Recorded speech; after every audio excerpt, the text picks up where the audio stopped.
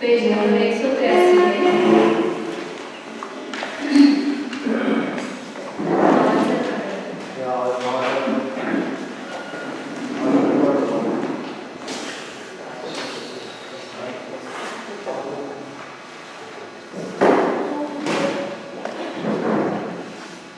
प्रकरण चल रहा है जगन्य स्थान दुगुना कहा होता है। जगन्नाथ स्थान के अल्लाह प्रतिचे दुगुने कहाँ पर होते हैं, तो उसके 3 स्थान बताए। उत्कृष्ट संख्यात मात्र संख्या भाववृत्ति के स्थान जाने पर वहाँ जगन्य बंध स्थान दुगुना होता है स्थूल रूप से। फिर उसके पहले उत्कृष्ट संख्यात का 3/4 जाने पर वो पहले उसके स्थान संख्या भाववृत्ति का, तो वहाँ पर प्रक्षेप और पिशु इन दोनों को मिलाने पर जगन्य बंध स्थान दुगुना होता है। फिर उसके भी पहले 41/56 इतना स्थान जाने पर, मतलब उत्कृष्ट संख्या को 56 मानो, उसमें से 41 खंड गए, तो वहाँ पर प्रक्षेप और पिशु इन दोनों को मिलाने पर जगन्य बंध स्थान दुगुना होता है। इस प्रकार दुगुना का होता है बताया। और वहाँ पर जो खंड वाले बताए कि 7/10 भाग जाने पर दुगुना होता है। ऐसे बहुत सारे जगह ले सकते हैं जिसमें प्रक्षेप पिशु पिछला पिशु छुट्टी मिला करके भी बीच में दुगुना हो सकता है। अब यहाँ आगे त्रिगुना वृद्धि स्थान कहाँ पर होता है ये बताया। जगन्य बंध स्थान त्रिगुना कहाँ होता है। 183 पेज पर दूसरा पैराग्राफ है। नोट्स में 181 पेज नंबर है। दीदी आपने नए पॉइंट बताए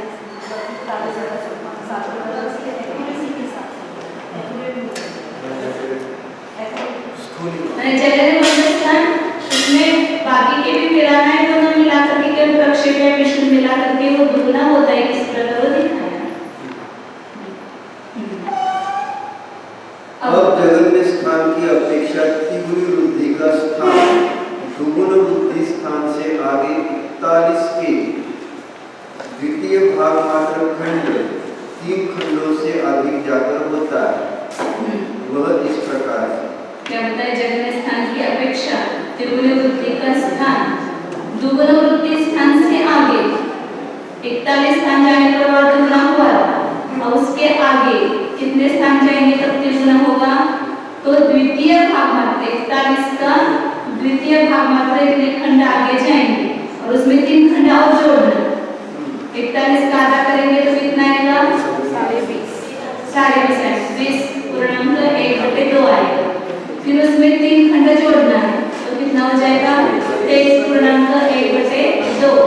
इतने स्थान आगे जाएंगे तो वहां पर त्रिगुणी वृद्धि का स्थान आएगा। दुगुण वृद्धि स्थान के आगे कितने स्थान जाना, वह इस प्रकार से 41 खंडों के द्वितीय भाग के ऊपर 3 खंडों के मिलाने पर 23.5 खंड होते हैं। दुगुण वृद्धि के आगे इतने मात्र स्थान जाकर स्थित स्थान में सकल प्रक्षेपगत स्थानों के बराबर होते हैं। एक प्रक्षेप दुगुण वृद्धि के स्थानों संबंधी प्रक्षेपों से दुगुने होते हैं, क्योंकि 2 जगन्य स्थानों में एक साथ उत्कृष्ट संख्या का भाग देने पर 2 सकल प्रक्षेप उत्पन्न होते हैं। इसलिए इन प्रक्षेपों को दुगने करने पर यहाँ पहले के प्रक्षेप 47 खंड प्रमाण होते। इन प्रक्षेपों से जगन्य स्थान नहीं उत्पन्न होता है, क्योंकि दूसरे 9 खंडों का यहाँ अभाव। अब उनकी उत्पत्ति के विधान को अब यहाँ तक पहले देखते हैं, ऐसे समझ में आएगा। तो दुगुण वृद्धि के आगे कितने स्थान गए 23.5 कितने स्थान गए, तो वहां जाकर स्थित स्थान में सकल प्रक्षेप कितने मिलेंगे, वहां पर जितने स्थान गए हैं उतने प्रक्षेप प्राप्त होते हैं। तो पहले से नहीं लेना, यहाँ से दुगुण वृद्धि स्थान के आगे उसमें कितने प्रक्षेप आएंगे? तो कहा कि 23.5 प्रक्षेप आएंगे। लेकिन वो प्रक्षेप क्या है? एक प्रक्षेप की जो बाहुल्य है, उसकी जो मोटाई है, वो 2 प्रक्षेप प्रमाण है। तो कैसे 2 प्रक्षेप प्रमाण है? क्योंकि वहां पर दुगुन स्थान में उत्कृष्ट संख्या का भाग देंगे तो 2 सकल प्रक्षेप आएंगे। इसलिए यहाँ पर क्या किया कि एक प्रक्षेप दुगुन वृद्धि के स्थानों संबंधी प्रक्षेपों से दुगुने होते हैं, क्योंकि 2 जगन्य स्थानों में एक साथ उत्कृष्ट संख्या का भाग देने पर 2 सकल प्रक्षेप उत्पन्न होते हैं। इसलिए इन प्रक्षेपों की दुगुने करने पर यहाँ पहले के प्रक्षेप 47 खंड प्रमाण होते हैं। तो यहाँ पर लंबाई कितनी है? 23.5 है। और कितने सकल प्रक्षेप मिलेंगे? 23.5 के मिलेंगे। तो 23.5 ऐसा है, 23.5 ऐसा है। तो उसमें एक प्रक्षेप में 2 प्रक्षेप मोटाई है, तो उसको बीच में से फाड़ करके अपन एक के आगे एक रखेंगे तो कितने हो जाएंगे? 23.5 से दुगुना हो जाएगा। मैं एक प्रक्षेप प्रमाण लंबाई करना, 2 प्रक्षेप प्रमाण जो है वो मोटाई, उसको एक प्रक्षेप प्रमाण करके उसको फैलाएंगे तो कितना हो जाएगा? वहां पर 47 हो जाएगा। 23.5 का दुगुना करेंगे तो 47 को दिखाते हुए इतना पढ़ करके आगे करेंगे। अब उनकी उत्पत्ति के विधान को कहते हैं। 47 खंड हुए, लेकिन अपने पास कितने खंड होंगे? तो सकल प्रक्षेप उत्कृष्ट संख्या प्रमाण प्रक्षेप चाहिए ना, तो उसके लिए कितने कम है? अभी 9 कम। उन 9 प्रक्षेपों को विष्णु के द्वारा उत्पन्न करेंगे, तब जगन्य स्थान द्विगुना होगा।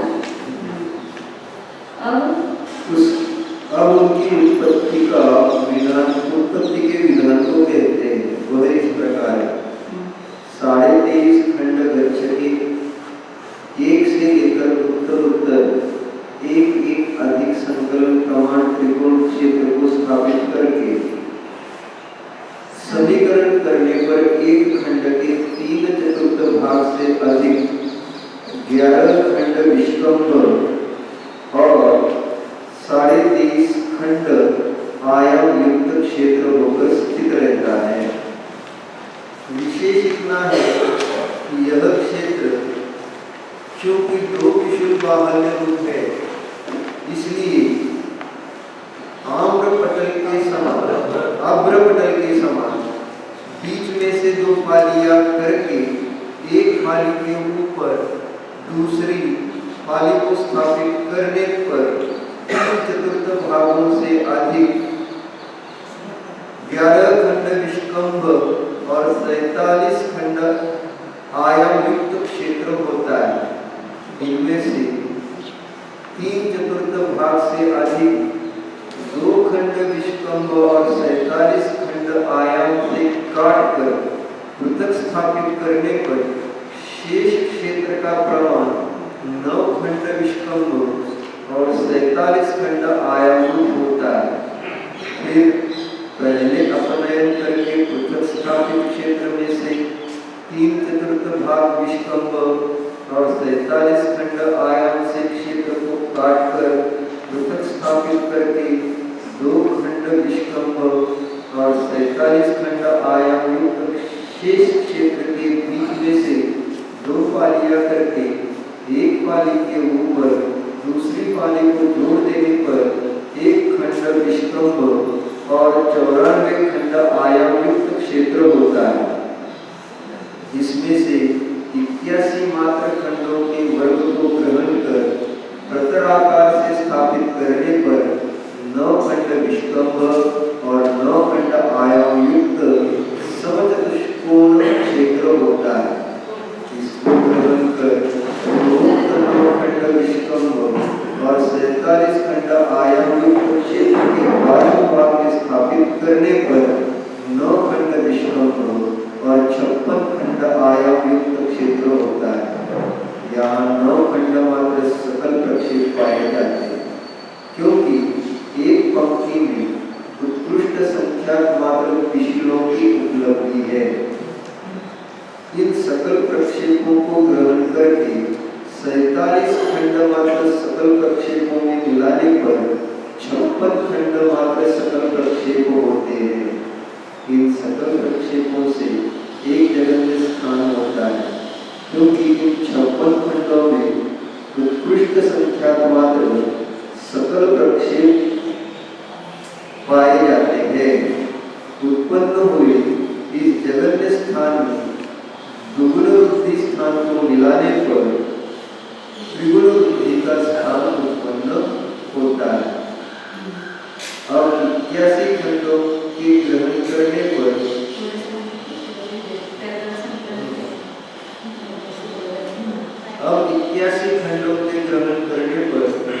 शेष क्षेत्र एक खंड निष्कंभ और 13 खंड आयुक्त तथा एक खंड के 3/4 भाग निष्कंभ और 47 खंड आयुक्त क्षेत्र अधिक होता है। इन दोनों ही क्षेत्रों को इकट्ठा करके त्रिगुण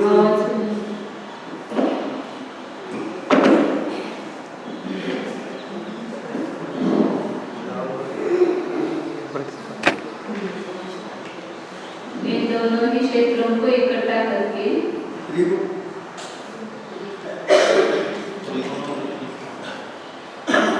त्रिगुण वृद्धि स्थान में मिलाने पर साधित त्रिगुण वृद्धि स्थान उत्पन्न होता है। इस कारण यह स्थूलार्थ प्रभुता है।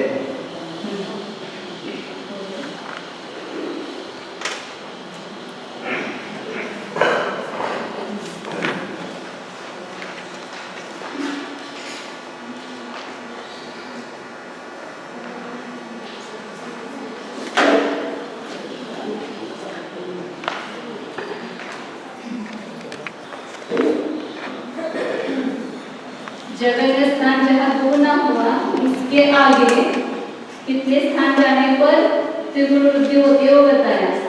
तो उस 41 के आधा करा उसमें 3 खंड जोड़ दो, तो 23.5 खंड आगे जाने पर वहाँ त्रिगुण वृद्धि होती है, दुगुण वृद्धि के आगे। तो यहाँ इस गच्छ में प्रक्षेप कितने मिलेंगे?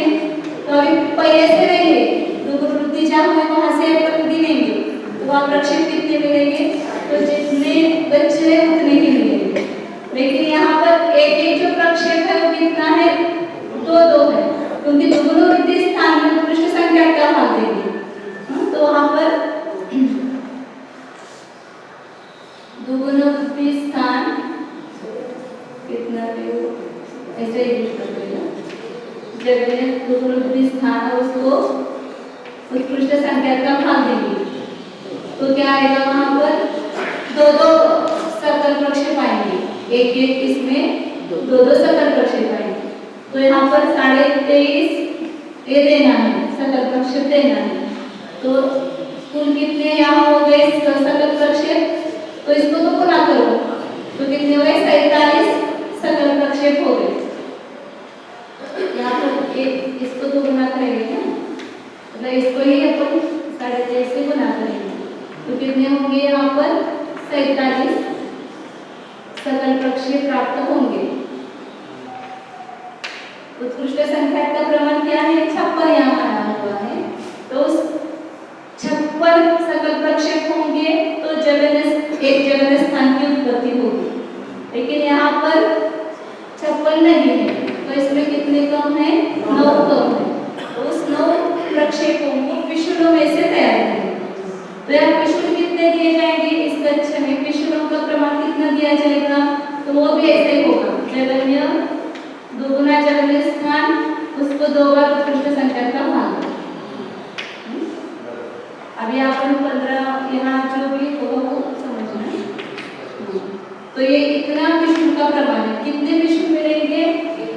एक कक्ष का एक बार संकलन होगा, तो उसका अपन एक कक्ष का एक बार संकलन करेंगे और उसका समीकरण करेंगे। तो समीकरण करने के बाद उसकी लंबाई कितनी होगी? आधी हो जाएगी। मतलब यहाँ पर अपन 1 से लेकर के 22.5 तक जाएंगे ना, एक तो बच्चे का एक बार संतुलन, तो एक पिशुली वहां पर रखेंगे तो 23.5 हो जाएंगे, 2 को दूसरे द्विचरण में रखेंगे, 3 को द्विचरण में रखेंगे। ऐसा करने के बाद क्षेत्र कितना होगा, यहाँ ये लंबाई तो उसकी कितनी है 23.5 है,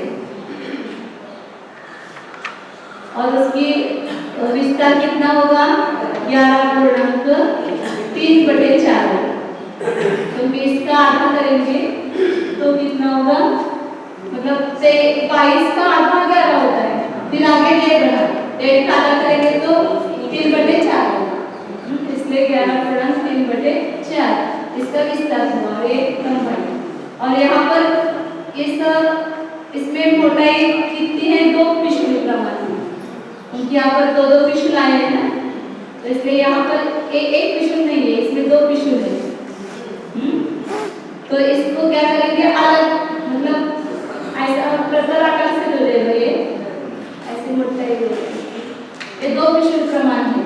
अब इसको बीच में से फाड़, पूरा एक टुकड़ा बीच में से फाड़ करके इसके आगे जोड़ेंगे, तो कितना बनेगा 47, मतलब केवल एक ही पिशुल प्रमाण लंबाई हुई और उसकी चौड़ाई नहीं हुई, तो ये पूरा क्षेत्र कितना हुआ 47 पिशुल प्रमाण, और यहाँ पर 11.3/4 विस्तार प्रमाण, इतने पिशुल हुए, मतलब इन दोनों को गुणा करके तो इतने पिशुल आते हैं।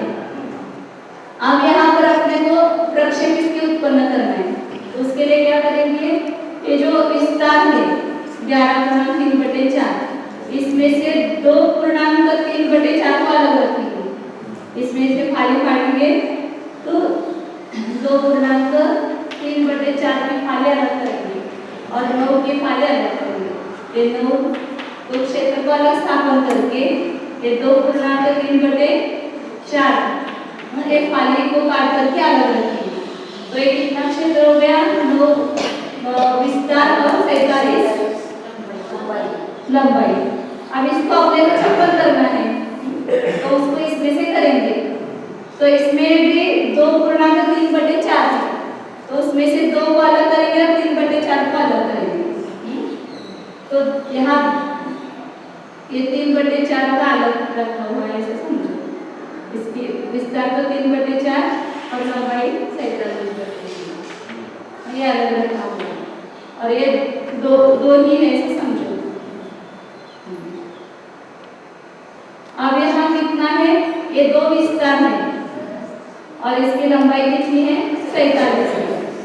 अब इसमें इसके बीच में से फाली को काट करके एक के आगे एक रखेंगे, एक कितनी लंबाई है 47 और इसकी भी वो 47 के आगे 47 लगेंगे, तो कितने हो जाएंगे 94 हो जाएंगे, ये बड़े लंबे फाली हो जाएंगे।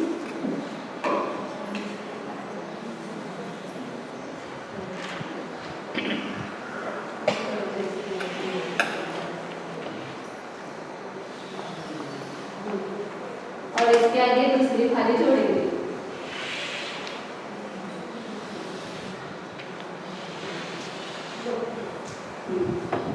तो एक लंबाई इसकी आयाम हो गया 94 और इसका विस्तार कितना हो गया 1 हो गया। अब इसमें से 13 खंड को अलग रखेंगे, 13 खंड, तो इसमें इतना 13 खंड अलग किया, 1/13 ये अलग रखा हुआ है, जो समझिए, और ये कितना शेष रहा 81 रहा। अब इसमें 9 खंड करेंगे, कितने खंड करेंगे 9 खंड,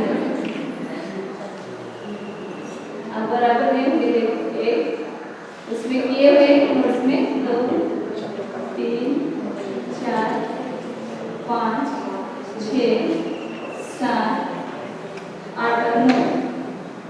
अब इसको क्या करेंगे, एक के ऊपर एक रखेंगे, विस्तार से एक के ऊपर एक रखेंगे, एक खंड के ऊपर दूसरा खंड, तीसरा खंड, ऐसा रखेंगे, तो 9 खंड करने से क्या हो गया यहाँ पर विस्तार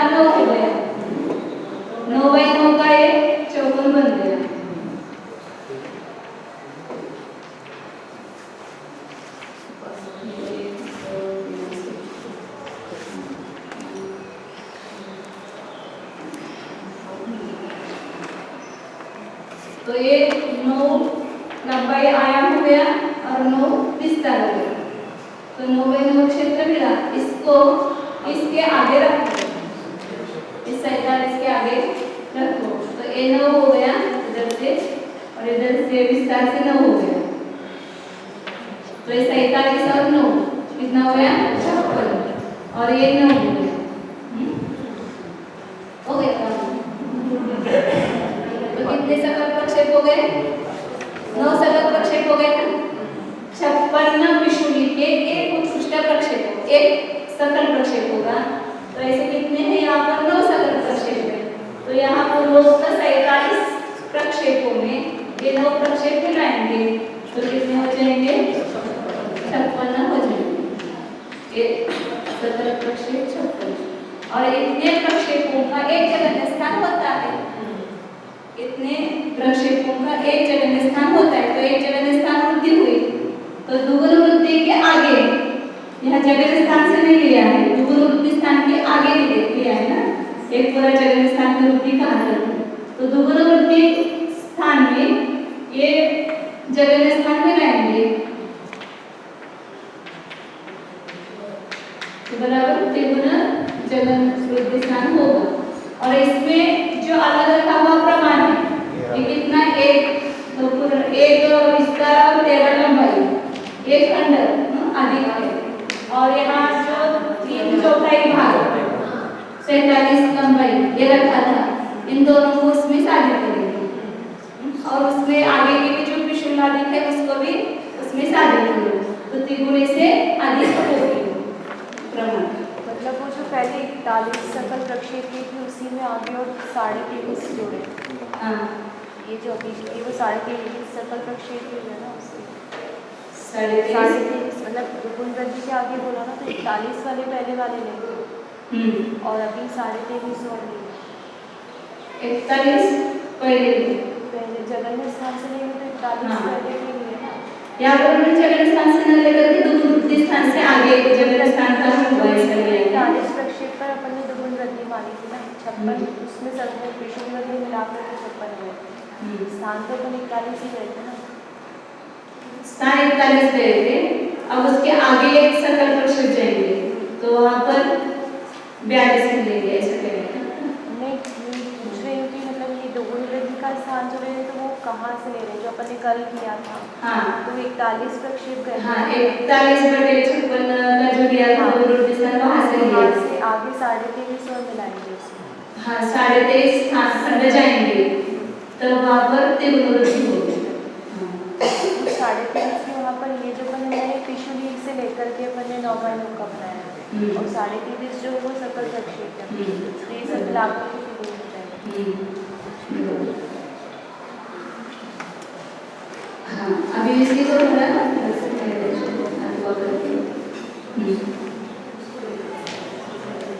185 पेज पर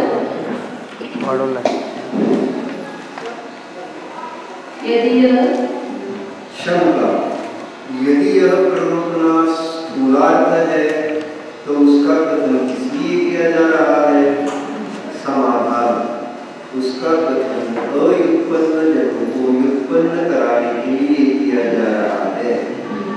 अथवा 41 खंड के द्वितीय भाग के ऊपर साधिक 2 खंडों के मिलाने पर त्रिगुण वृद्धि का आह्वान होता है। एक खंड और कम किया, 22.5 खंड जाने पर वहां पर भी ये होती है, त्रिगुण वृद्धि होती है। क्योंकि 2 कम कक्ष के तृतीय भाग से गुणित 1 कम कक्ष के संकलन प्रमाण वहां के विषुवों को मिलाने पर त्रिगुण वृद्धि का स्थान उत्पन्न होता है। अब त्रिगुण वृद्धि के ऊपर कुछ कम 3 खंडों से अधिक 41 खंड के तृतीय भाग प्रमाण जाकर चौगुणी वृद्धि उत्पन्न होती है।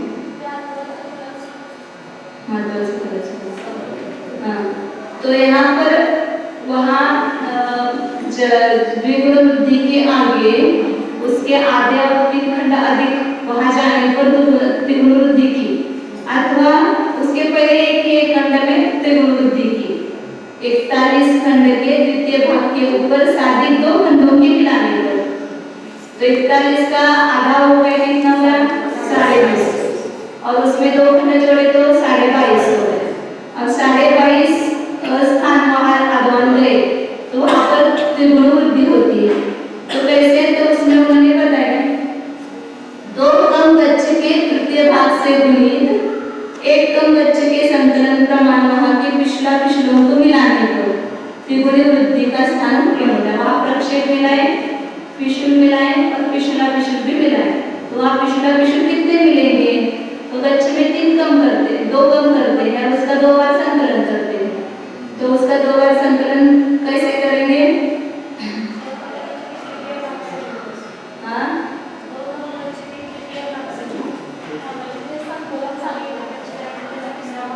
मैंने जो वो कैसा कहा है उन्होंने,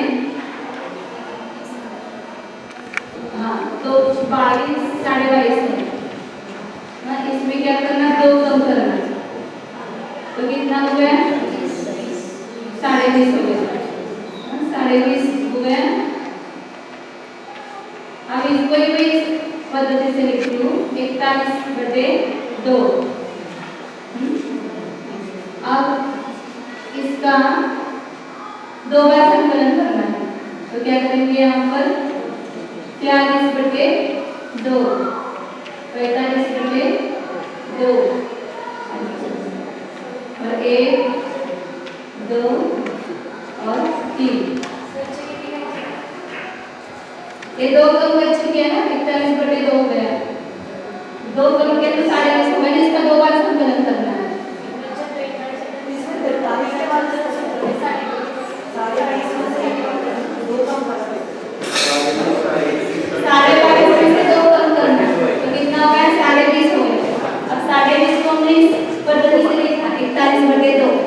इसके एक आगे का अंक लिखना है तो 21.5 लिखना है तो कैसे लिखेंगे 43/2, फिर 23.5 लिखना है तो 45/2 नहीं 22.5 ठीक है, हाँ तो ऐसा लिखेंगे। फिर उसके नीचे 1 2 और 3 उसी को उन्होंने उस भाषा में क्या कहा कि 2 कम गच्छ का तीसरा भाग, ये क्या हो गया 2 कम गच्छ का तीसरा भाग और ये क्या हो गया 1 कम गच्छ का एक बार संकलन, या फिर जो 2 बार संकलन, इसलिए थोड़ा सा अपने भूल जाते हैं भाषा अलग हो गई। तो यहाँ जब अपन उस पर रखेंगे तब अपने को पता चलता है द्विगवार संकलन लिखा उसी का अर्थ हो गया कि 2 कम गच्छ का तीसरा भाग को 1 कम गच्छ के एक संकलन प्रमाण भाग वहां पर रखना है।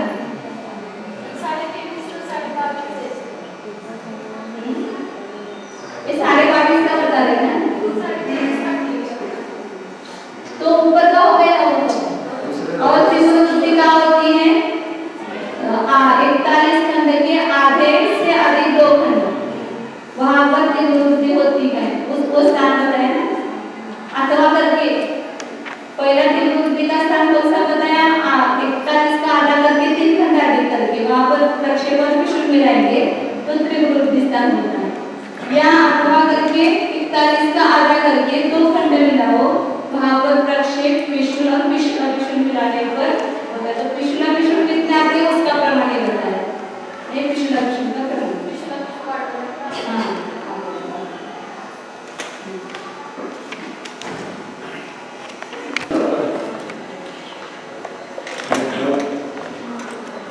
इसका सकल गुणा करके तो कितना आता है 1,05,780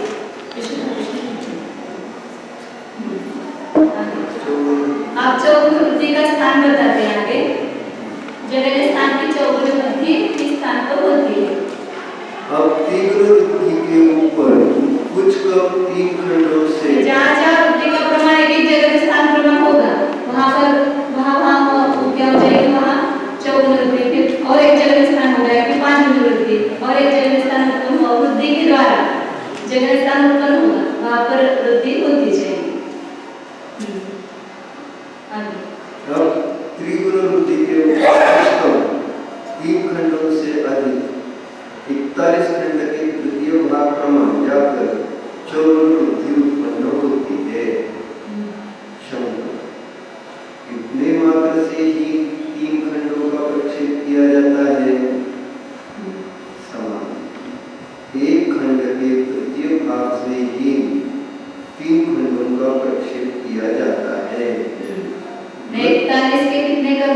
तीसरा भाग है, तृतीय भाग, लेकिन उसमें कुछ तो खंड जोड़ना।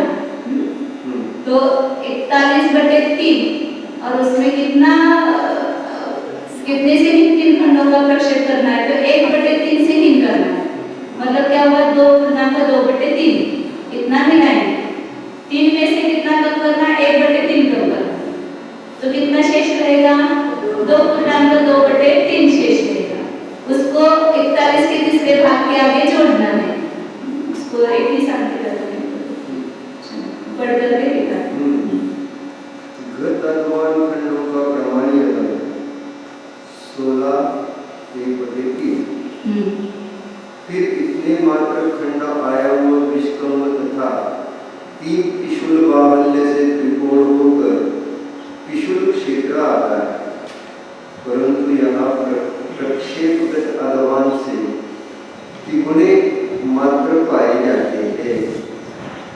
शंका, प्रक्षेपों को तिगुना किसलिए किया जाता है, यह कोई दोष नहीं, क्योंकि 3 जगह स्थानों को उत्कृष्ट संख्या से खंडित करने पर एक साथ 3 प्रक्षेपों की उत्पत्ति देखी जाती है। उसका प्रमाण यह है 49। अब यहाँ यदि 7 खंड मात्र प्रक्षेप होते हैं तो अन्य जगह स्थान उत्पन्न होता है। यहाँ के पिशुलों से 7 खंड मात्र प्रक्षेपों की उत्पत्ति के विधान को कहते हैं।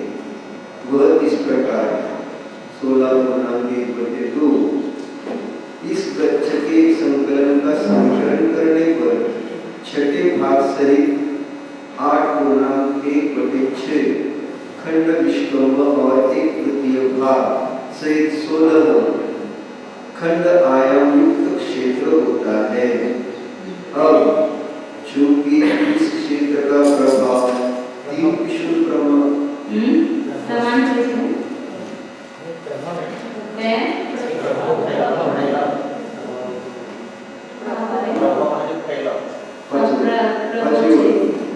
चूंकि इस क्षेत्र का प्रभाव एवं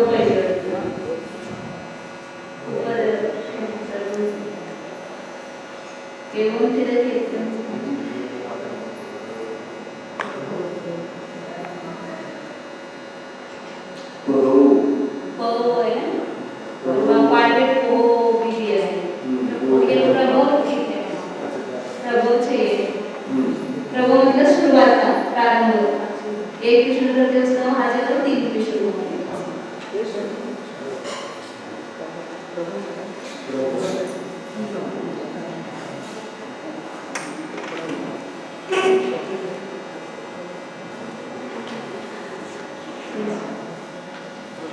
अतिरिक्त की बाहुल्य की ओर से 3 पालियां करके एक पाली के ऊपर शेष 2 पालियों को रखने पर पूर्व आयाम से तिगुना आयाम होता है। मतलब 16/1/3 × 3 = 49। परंतु विष्कम्भ पहले का ही रहता है। इस प्रकार स्थित क्षेत्र में 7 खंड विष्कम्भ और 49 खंड आयाम युक्त क्षेत्र को छोड़कर छठे भाग से 1 खंड विष्कम्भ और 49 खंड आयाम युक्त क्षेत्र को बाढ़ कर स्थापित करके फिर यहाँ 1 खंड के 6 भाग विष्कम्भ एवं 49 खंड आयाम युक्त क्षेत्र को काट कर पृथक स्थापित करना चाहिए। फिर 1 खंड विष्कम्भ और 49 खंड आयाम युक्त क्षेत्र की 7 पालियां करके प्रतराकार से स्थापित करने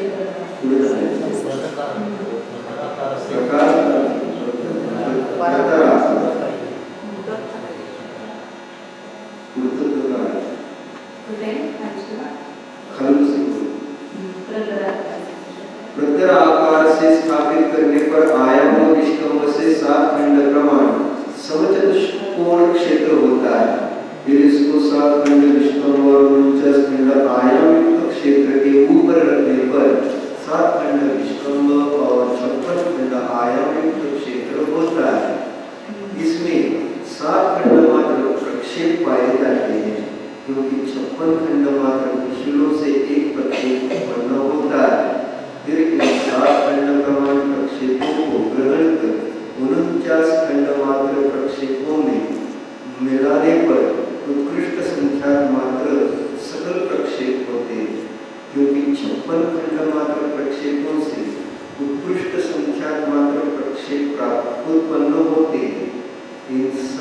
प्रक्षेपों से एक जघन्य स्थान होता है, उसे 3 जघन्य स्थानों में मिलाने पर चतुर्मुखी वृद्धि होती है।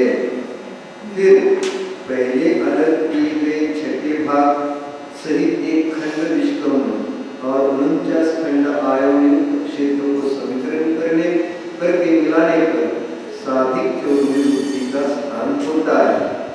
शेष पिछुला पिछुलों का भी जानकर प्रक्षेप करना चाहिए। अब 41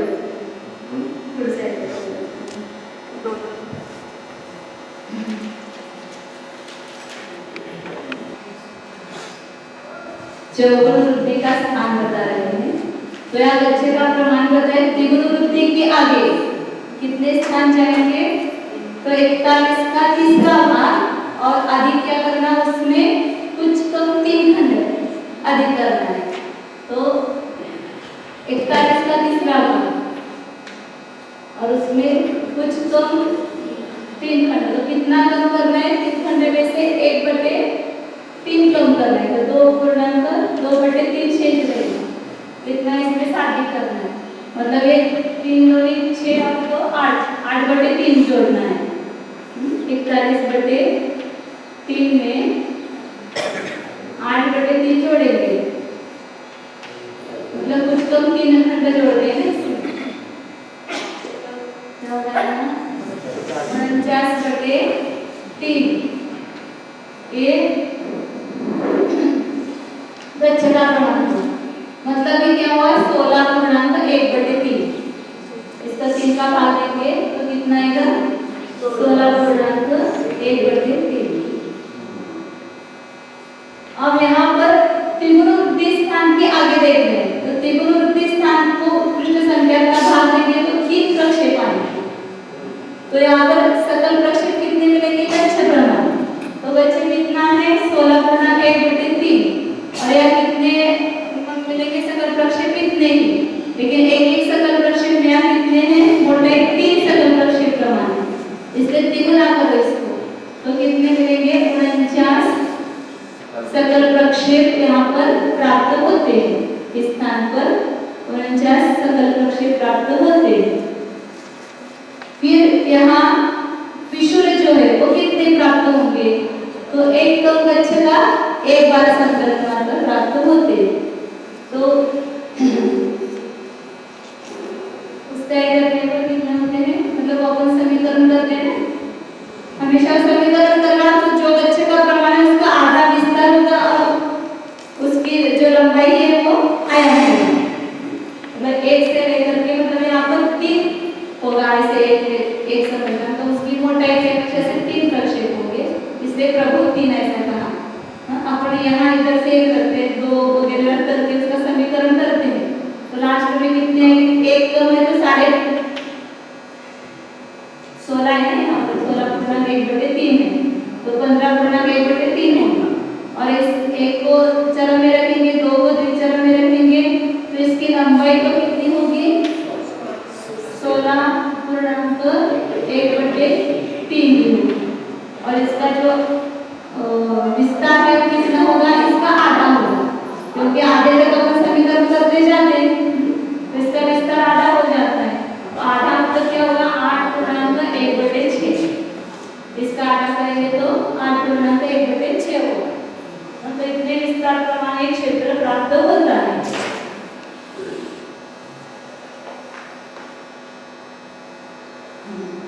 अब यहाँ इसका जो मोटाई है वो कितनी है? 3 प्रक्षेप प्रमाण है, तो इसकी 3 फाली करके आवर्तपटल के समान ऐसे करना, तो इन 3 फाली करके एक के सामने एक रखेंगे, तो इसकी लंबाई की ओर से कितना होगा? 3 गुना हो जाएगा। 3 जैसे ये होते हैं ना त्रिप्रतर, 3 प्रतर करके उसको एक के आगे एक रखेंगे, तो उसकी लंबाई 3 गुनी हो जाएगी। तो इसकी 3 गुनी मतलब कितना होगा? ये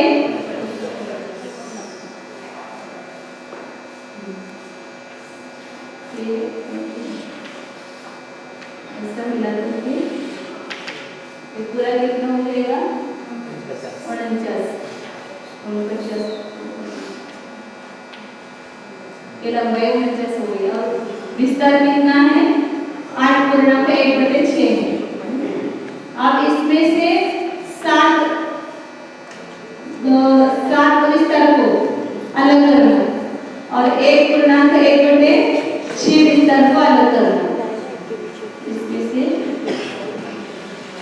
ये 7 जो है उसको अलग करना और एक खाली को अलग करना।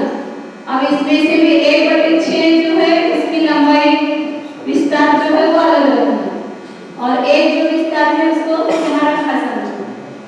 एक विस्तार को यहाँ रखना है और लंबाई कितनी है 49 है। अब इसके क्या करेंगे 7 खंड करेंगे 7 खंड करेंगे।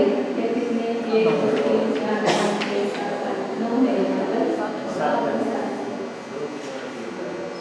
तो यहाँ पर एक विस्तार है 49 का आयाम है। आयाम की ओर से 7 खंड करके उसको प्रकार से रखेंगे एक के ऊपर एक रखेंगे। तो ऐसे एक के ऊपर एक रख दिए 7 1 2 3 4 5 6 7 तो ये कितना क्षेत्र हो गया 7 विस्तार और 7 आयाम प्रमाणिक क्षेत्र हो गए। और इसको इसके आगे रखेंगे। अब आप आगे को आगे जगह इधर रखते हैं ये 7/7 का क्षेत्र यहाँ रखा तो ये 49 हो गए 7 कितना हो गए 56 हो गए और इसकी लंबाई कितनी है उसका कितना है 7 सकल प्रक्षेप हो गए क्योंकि 56 विषुलों का एक सकल प्रक्षेप होता है। तो यहाँ पर कितने हैं 7 ये विस्तार है तो 7 सकल प्रक्षेप यहाँ पर प्राप्त होते हैं। तो यहाँ पर पहले जो 49 सकल प्रक्षेप थे उसमें अपने 7 सकल प्रक्षेप मिलाएंगे तो कितने हो जाएंगे 56 सकल प्रक्षेप होंगे। अच्छा 56 सकल प्रक्षेप मतलब एक जगह में बंधस्थान होता है। तो उत्कृष्ट संख्या प्रमाण 56 एक अंक दृष्टि से है। वास्तविक गणित में उत्कृष्ट संख्या प्रमाण प्रक्षेपों का एक जगह में स्थान होता है। तो उत्कृष्ट संख्या प्रमाण या प्रक्षेप हो गए तो एक जगह में स्थान की उत्पत्ति हुई। उसमें कुछ अधिक कर गया है जो एक षष्ठांश विस्तार और लंबाई 49 प्रमाण वो है अधिक और उतना ही अधिक है उतना अधिक है उसको शादी करेंगे तो 54 से थोड़ा अधिक हो जाएगा और बीच आगे के जो पिछला अधिक है उसको मिलाएंगे तो शादी होता है। तो इस प्रकार 54 वृद्धि का स्थान होता है जगह बंद स्थान से 54 यहाँ पहले आया यहाँ पर 1/6 आया मतलब 49 है उसको 6 का भाग देंगे तो उतना ही उसके वो रखेंगे वो मुझे समझ में आया था कि उसको लंबाई के उसे कैसे विस्तार के उसे कैसे रखना। तो पहले जैसे उन्होंने आधा कर दिया था तो 12 थे तो 6 रखे थे ना सकल के विषय जो है। अब यहाँ पर 8/1/6 है उसको विस्तार की तरफ से कैसे रखेंगे 8 पूरा करेंगे और जो 9वें लाइन में जो 16 है उसका 6 भाग करेंगे 16/1/3 है उसके 6 भाग करेंगे ऐसा करना पड़ेगा। जितनी संख्या है उसका उतना भाग करेंगे जितना टोटल है बस टोटल कितना है 16 था 16 को लेकर के चलेंगे 16 भाग करके उसके 3 हिस्से करेंगे या 1/6 करना है 1/6 विस्तार लेना है 16 भाग करके फिर उसका 6 भाग हाँ 6 भाग करना पड़ेगा 16 के 6 भाग करेंगे तो कितने वो 3 से भी कम आया जाएगा।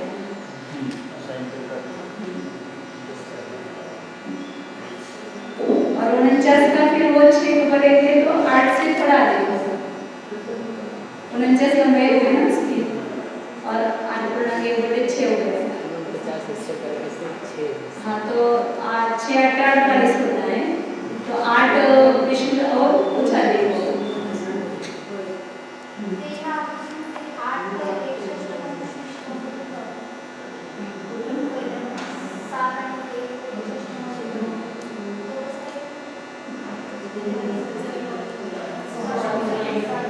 यहाँ पर 8/1/6 था तो 7 अलग रखना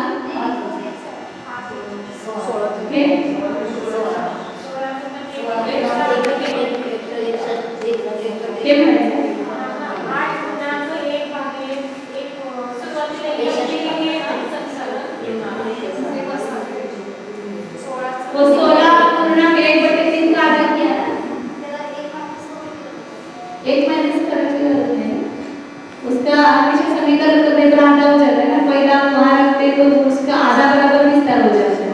मतलब ऐसे लंबाई कितनी थी वो 16 उसका आधा आधे करेंगे ना समीकरण, तो उसका आधा विस्तार हो जाएगा।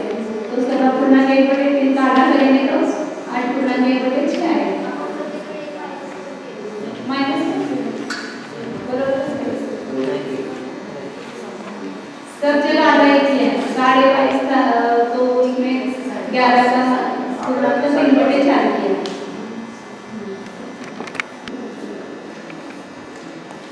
तो चौकोनी वृद्धि वो वैसे बने स्थान की। अब उसके आगे ये प्रकरण ये समझ में नहीं आया पूरा, इसलिए वो लिखा नहीं है। ये जो आगे बताया ना, ये जो ऊपर ये दिया है, हाँ संदृष्टि जीवनी है, पढ़ेगा। अब 41 द्वितीय भाग और तृतीय भागादिकों में प्रक्षेपखंड अवस्थित स्वरूप से नहीं जाते हैं, क्योंकि वैसे पाए नहीं जाते। प्रक्षेप का प्रमाण नहीं है अनुप्रेक्ष 87 वर शंका दुसऱ्या पॅराग्राफची 3री ओळ वाचू। अब 41 द्वितीय भाग और तृतीय भागादिकों में प्रक्षेपखंड अवस्थित स्वरूप से नहीं जाते हैं, क्योंकि वैसे पाए नहीं जाते हैं। एक अवस्थित स्वरूप नहीं है ऐसा कहना, गच्छ का प्रमाण अवस्थित नहीं ऐसा कहना है। फिर प्रक्षेपों का प्रमाण कैसे जाना जाता है? हमको है यहाँ से जाना जाता है, यहाँ से इच्छा से, यहाँ संदृष्टि मूल में देखिए, इसमें कुछ खुलासा नहीं है। तो ऐसा विश्वलोकाही आश्रय करके उत्पन्न दुगुण वृत्तियों के अभिमान की कल्पना करने के लिए स्थापित की गई है, क्योंकि विश्वलों के बिना दुगुणापन पाया जाता है। विश्वलों का ही आश्रय करके उत्पन्न दुगुण वृत्तियों के आधार की कल्पना करने के लिए स्थापित की गई है, क्योंकि विश्वलाओं के बिना दुगुणापन पाया जाता है। जैसे पहले कहते हैं पाया नहीं जाता, ते दोन पाठ आहे, विसुला विसुलेही विना दुगुणत्व बोलवतात नष्ट होते। तिथं बरोबर प्राप्त होणं आहे काय, ऊपर प्राप्त होणं आहे तत्त संदिग्धी ऐसा संदिग्धी विसुलानी चेव असे दोन उत्पन्न दोन वड्डीना मद्दान उर्वरट्टम कविदा विसुला विसुलेही विना दुगुणत्व बोलवतात न का जगत नाही ना, ते अनुवलंबात केला सध्या तिथं असं केलं काय दुगुण काय शब्द पढ़ो कि आप इसमें क्या है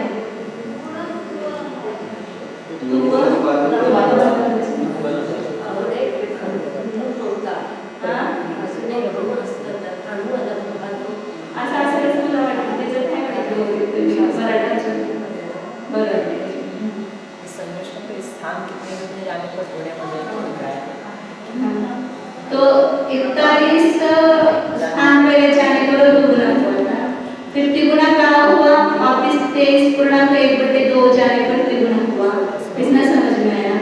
फिर 16.1/3 स्थान जाने पर चौगुना हुआ। हाँ उसमें और कितने खंड जोड़े, 2.2/3 खंड जोड़े,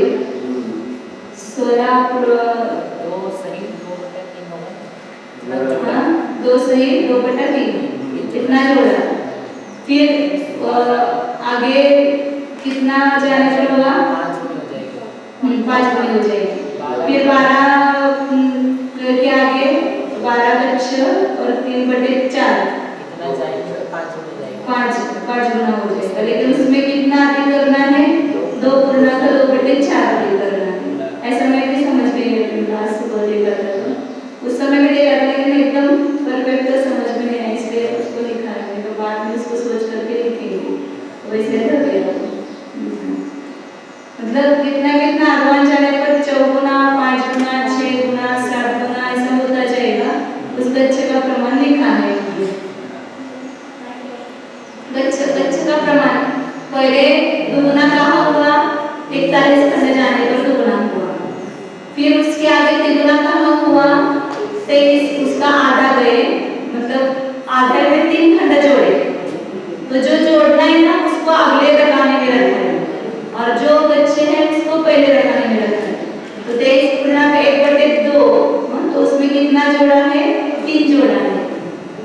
फिर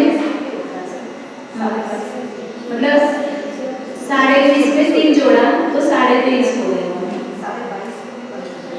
वो तो अभी रहने दो, इतना नहीं। फिर आगे चौगुनी वृद्धि कहाँ होती है? 16.1/3 करोड़। तो उसमें कितना जोड़ा गया है?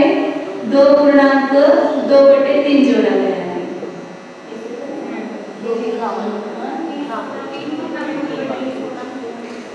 दो आना चाहिए, दो तीन और तीन सही 2/3 लिखा है, मुझे अपन जोड़ उतना 2.2/3। लेकिन जोड़ कर ही आया हुआ प्रमाण है। 23.5 जो है वो 3 जोड़ करके आया हुआ है और 16.1/3 जो आया है वो जोड़ करके ही आया हुआ है। तो कितना जोड़ करके आया हुआ है?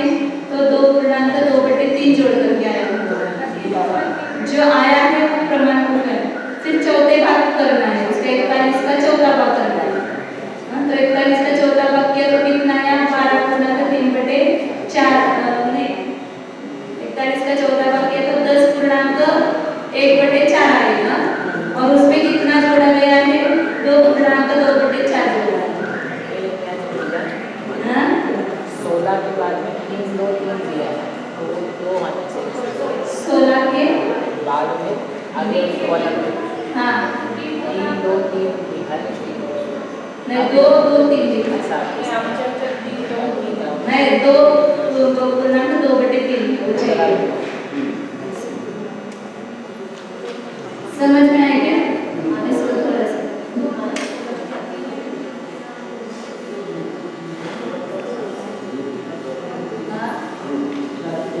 41 खंड गए उत्कृष्ट संख्या में, तो वहां पर दुगुनी वृद्धि हुई। अब उसके आगे त्रिगुणी वृद्धि कहाँ हुई? इसके आधी कितने जोड़ना? उसमें 3 खंड जोड़ना, इसका आधा करना 3 खंड जोड़ना। तो इसका आधा किया और 3 खंड जोड़े तो कितना हुआ वहां पर? 23.1/2 हुआ। इधर उन्होंने ऐसा लिखा है, ये 23 पूर्णांक समझना 1/2 समझना। तो इसमें इसका आधा किया, उसमें कितना खंड जोड़ा है ऊपर, उसका आगे प्रमाण लिखा ये 3। फिर उसके आगे 41 का तीसरा भाग करना और उसमें कितना जोड़ना? 2.2/3 जोड़ना, ऐसा लिखा है। तो जोड़ करके ही उन्होंने लिखा वहां पर, वो जोड़ करके कितना आया? 16.1/3 आया है। मतलब 41 का तीसरा भाग और उसमें आगे कितना है वो प्रमाण? 2.2/3। ऐसा लिखा है। फिर उसके आगे इसको अपन आगे पद्धति से अंबी पद्धति से लिखना पड़ेगा तो समझ में आएगा। मतलब ऐसे क्रम से ऐसा लिखते जाओ। 41 फिर 41/2 प्लस कितना किया? 1/3 खंड किया तो बराबर ये आया प्रमाण।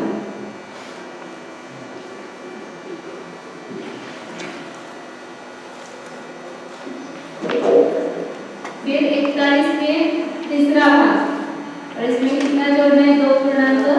2.2/3 जोड़ना है। तो जो लब्ध आएगा वह 16.1/3 आएगा। एक आएगा ना अपन यहाँ पर 49/3 आया, इसको जोड़ा तो 49/3 आया और उसका निकाला तो 16.1/3 आया। फिर 41/4 करेंगे और इसमें कितना जोड़ना है? 2 सही 2/4 जोड़ना है। इसका कितना आएगा प्रमाण यहाँ? ये 4 में 8 8 में 10 41/, ये 2 किया है इसमें भी लिखा है यहाँ 10.4 तो कितना हुआ? 51/4। मतलब कि क्या हुआ यहाँ पर? 4 के 4 4 दूनी 8 और कितना रह गया? 3.4। ये लिखा है चौथे रखा है 12.3/4। फिर 41/5 करेंगे और उसमें कितना जोड़ना है? जोड़ने का प्रमाण कितना दिया है? 2.5 पूर्णांक 1/5 मतलब कितना आएगा वो 41/5 और प्लस 11/5 बराबर 52/5 तो 5 10 और 2/5 आया ना। तो यहाँ अगर यहाँ पर दोगुनी वृद्धि हुई या तिगुनी वृद्धि या चौगुनी वृद्धि या पांचगुनी वृद्धि या छठगुनी ऐसे वो स्थान आगे आगे निकालना। फिर सब जगह 41 का छठा भाग करो उसके आगे आगे जाना है। उसमें कितना मिलाना है वो आगे दिया हुआ है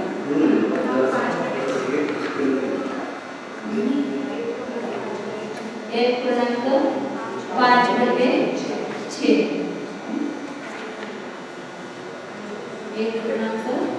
1/5/6 तो 6 से 11 हो गया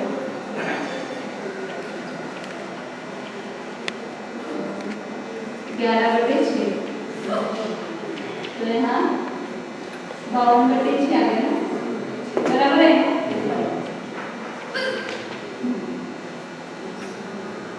सही है तो 8 हो गया ना 8 सही 4/6 8 सही 4/6 ऐसा नहीं है ना ऐसा करो सब पूरा आपको पढ़ाई संतुष्टि मूल में देखिए यह संतुष्टि किशोरों का ही आश्रय करके उत्पन्न दोनों वृत्तियों के अधवान की प्रवर्तना करने के लिए स्थापित की गई।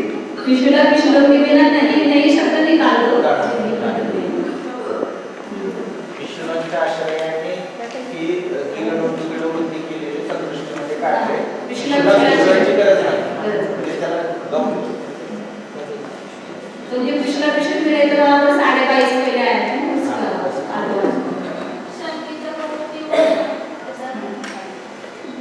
शंकर के ऊपर की अब 41 द्वितीय भाग और तृतीय भागादिकों में प्रक्षेप खंड तो कितना जोड़ना है वो समान नहीं है। पहले 3 जोड़े फिर उसमें कितने जोड़े 2/2/3 जोड़े तो प्रक्षेप मुझे भी अभी शौक हो गया उसका किती नंतर मुझे तो उस समय ऐसा लगा था कि अच्छा अवस्थित नहीं है ऐसा लगा लेकिन वो प्रक्षेप खंड अवस्थित स्वरूप से नहीं तो तीसरे भाग में चौथे भाग में पांचवें भाग में कितना मिलाना है उसका वो प्रमाण अवस्थित नहीं। अब यहाँ एक कांड प्रमाण संख्या भाग वृत्तियों को बुद्धि से पृथक करके एक पंक्ति के आकार से स्थापित करने पर सब गुणहानियों का अधवान समान ही रहता है क्योंकि गुणहानियों के अधवानों के असमान होने का कोई कारण नहीं पाया जाता।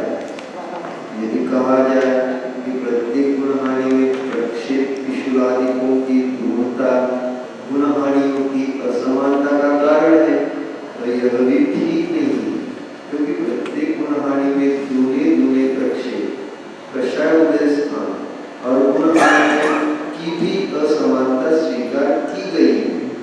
प्रत्येक गुणहानि में प्रक्षेपों के दूने होने का होने के बिना गुणहानियों का अवस्थित रहना संभव ही नहीं क्योंकि उससे अन्य उक्त वृत्ति हानियों का विरोध पाया जाता है।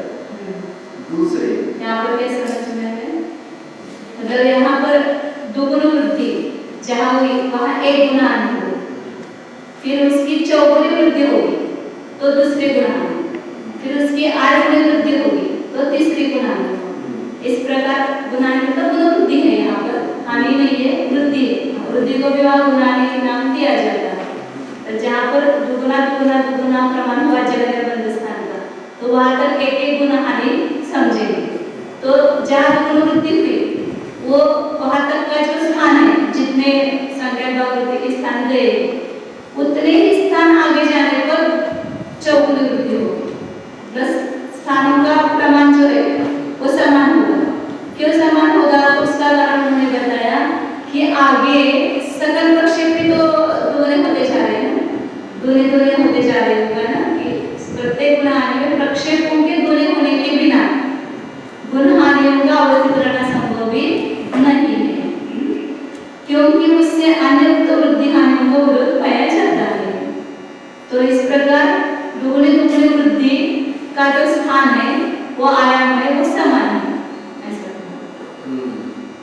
दूसरे, यहाँ प्रक्षेप आदिकों का गुना होना असिद्ध भी नहीं है, क्योंकि अवस्थित भागाहार के द्वारा दूरी दूरी विभाजन 23.1/2 23.5 है ना, तीव्र वृद्धि हुई और चौगुनी वृद्धि हुई, वो कितना है अथवा 16।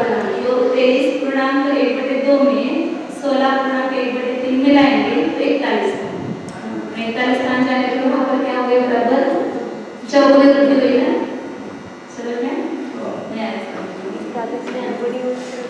त्रिगुणी वृद्धि का स्थान कितना बताया था? दुगुनी वृद्धि के आगे 23, फिर त्रिगुणी वृद्धि से आगे चौगुनी वृद्धि का कितना आयाम बताया? 16.1/3।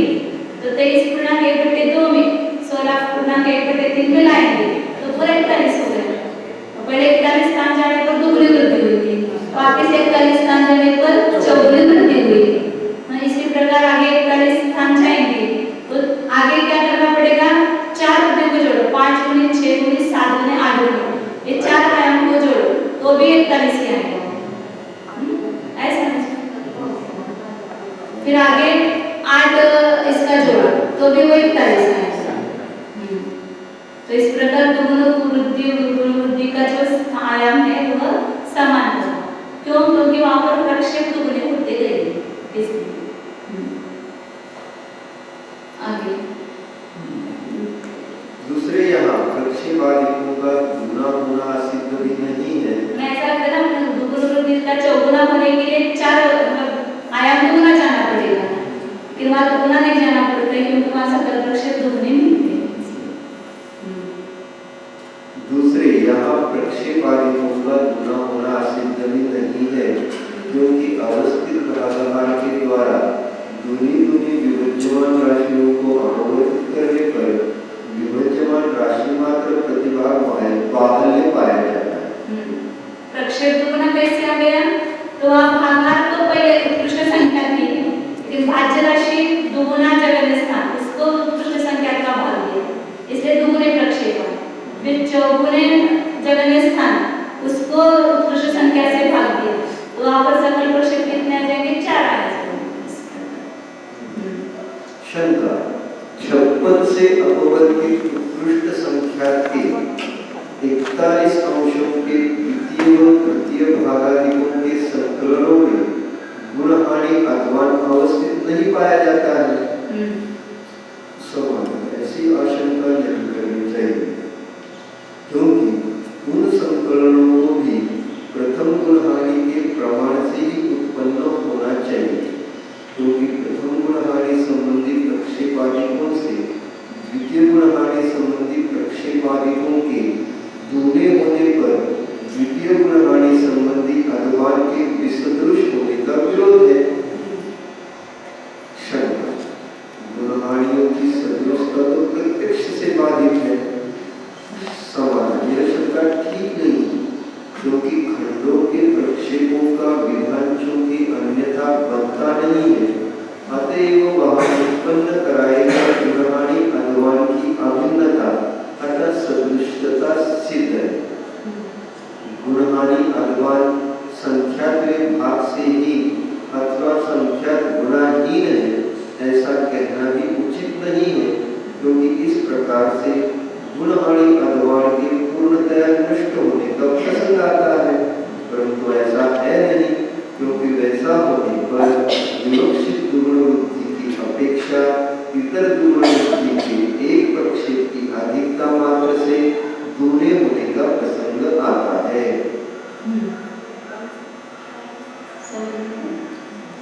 कोई शंका उठाई ना, उसने मतलब शंका उठाई थी कि द्वितीय भाग तृतीय भाग आदिकों का अपन संकलन करेंगे तो गुण हानि अध्वान अवस्थित नहीं पाया जाता है। प्रतिगुण वृद्धि का स्थान और चौगुण वृद्धि का जो ये है अध्वान है वो समान नहीं है, अवस्थित नहीं है, इसलिए यहाँ पर समानता नहीं आएगी। ऐसे शंका करके शंका की, तो यहाँ पर उसका उत्तर तो ऊपर दिया, जिस उन संकलनों को भी गुण हानि के प्रमाण से उत्पन्न होना चाहिए, उनका संकलन करेंगे, दुगुण वृद्धि, त्रिगुण वृद्धि, तो भी वहाँ पर सबका गुणाने का अध्वान समान ही आएगा। फिर उसके ऊपर शंका कर वापिस शंका करते हैं कि गुणाने की सदृशता तो प्रत्यक्ष से बाधित है, गुणाने की सदृशता बनी नहीं सकती है, ऐसा उसका कहना है। उसके क्योंकि वो समान ही प्रक्षेप और वो वहां मिलाते जाएंगे तो वह गुणाने समान कैसे बनेगी? लेकिन वहां पर प्रक्षेपादि गुण होते इसलिए गुणाने की समान टेबल भी ना उसमें जोड़ेंगे भी 4 पूरे 41 करके एग्जैक्ट नहीं आएंगे, इसमें भी कम ही आ रहा है। 23 सही 1/2 और 16 सही 1/3 तो जोड़ेंगे तो 40 ही आया ना, 41 का 41 नहीं आया, कम आया, तो इसलिए कह रहे प्रत्यक्ष से बात वहाँ जोड़ेंगे भी वो मैंने गलत वहाँ पर जोड़ दिया था। 23 और वो 16 और 26 नहीं 39 हुआ, 41 पूरा नहीं हुआ। आगे भी इसलिए थोड़ा कम ही आ रहा है। त्रिगुण वृद्धि हानि का स्थान और आगे चौगुण वृद्धि तक आपने दोनों का जोड़ किया ना, 23 पूर्णांक 1/2 और 16 पूर्णांक 1/3 इनका जोड़ के तो 41 बराबर नहीं आता है। 23 में 16 मिलाएंगे तो कितना आएगा? 39 और उसके 1/2 और 1/3 मिलाएंगे तो थोड़ा अधिक आएगा, पूरा 41 नहीं आएगा। इसलिए गुणाने की सदृशता प्रत्यक्ष से बाधित है, ऐसे उसने शंका करने कहा। पूरा 41 नहीं आता है, समान आत्मा नहीं आता है। वैसे एकदम 24 और 16 से केले वो 24 और 16 के और 40 हो गया, वो 1 2 और 1 3 ऐसे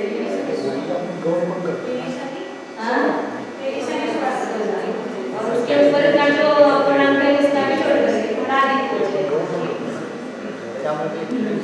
आगे क्या है तो 37 ही आ रहा है, 37 28 हाँ बराबर। आगे भी करेंगे तो उससे भी कम आएगा, आगे 4 का जोड़ करेंगे तो भी वह थोड़ा कम ही आएगा। क्या था ना 12 10 और 8 22 और 8 कितना है 30 और ऊपर 7 आएगा तो 37 और उसमें वो जो अपूर्णांक उसको जोड़ेंगे तो पूरा 41 नहीं आता ना। तो गुणानियों का अध्वान जो है आप सदृश ऐसा कहते हैं वो प्रत्यक्ष से बाधित है। आगे और जो चौगुनी वृद्धि से आगे आठवीं वृद्धि होगी ना तो उसका जो अध्वान है वो भी 41 आना चाहिए तो गुणाने अध्वान सदृश होगा। लेकिन उन 4 को जोड़ दे, 4 अध्वानों को तो 41 नहीं आता है। जैसे 2 अध्वानों को जोड़ा 16 पूर्णांक 1/3 और 23 पूर्णांक 1/2 पूरा 41 नहीं आएगा। इसी प्रकार आगे के 4 अध्वानों को जोड़ेंगे तभी वो और दोगुनी वृद्धि होगी ना, तो वो 4 को जोड़ने पर 41 आना चाहिए तो गुणाने अध्वान सदृश होगा। लेकिन वहाँ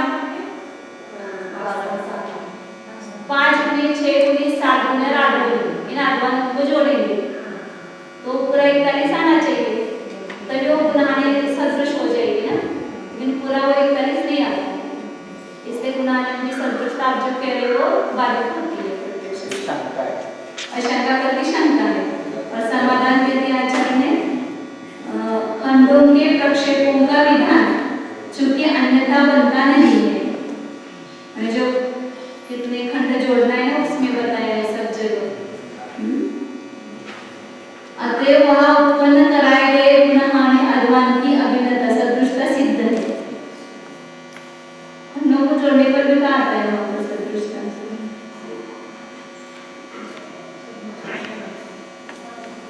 खंडों के प्रक्षेपों का विधान, खंडों के प्रक्षेप का विधान मतलब 2 खंड 3 खंड जोड़ना, 2 जोड़ना तो 2/3 जोड़ना, खंड जोड़ने के लिए कहा है ना। तो प्रक्षेपों का विधान चूंकि अन्यथा बनता नहीं है इसीलिए तो वो जोड़ा है सके उनको। अतः वह उत्पन्न कराए गए गुणाने अध्वान की अभिन्नता में सदृशता सिद्ध है। प्रसिद्ध वाला कैसे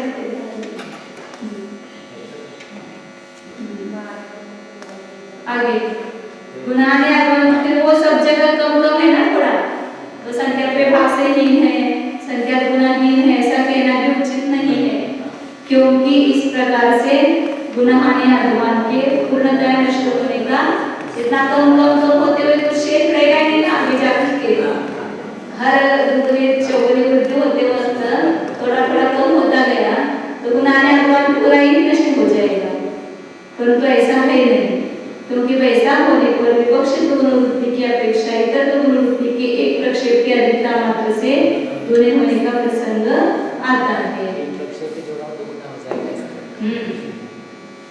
मतलब प्रक्षेप मुझे ऐसा लगता है कि वहाँ पर जो आधरा आधरा खंड किया है ना, वहाँ पर तो गच्छे में आधरा आधरा करने की क्या जरूरत है वहाँ 23.5 और जो गच्छ होगा वो पूर्णांक में ही होगा ना।